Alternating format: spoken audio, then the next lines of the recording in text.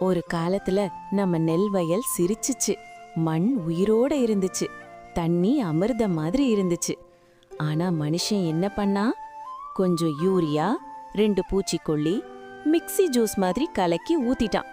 Doctor அம்மா, doctor அம்மா, இந்த மனுஷ பயலுக்கு எனக்கு கண்டதையும் கொடுத்து என்ன ஐசியூ பேஷண்ட் மாதிரி மாத்திட்டானோ?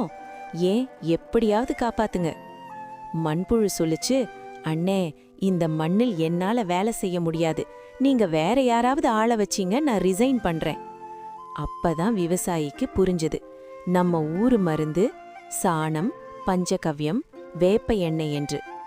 இயற்கை உரம் போட்டதும் மண் மறுபடியும் சிரிக்க ஆரம்பிச்சது. மண்புழு திரும்ப வேலைக்கு வந்துச்சு. யூரியா போட்டா நாங்க ஐசியூக்கு போயிருவோம். இயற்கை உரம் போட்டா நாங்க விஐபி ஆயிருவோம்.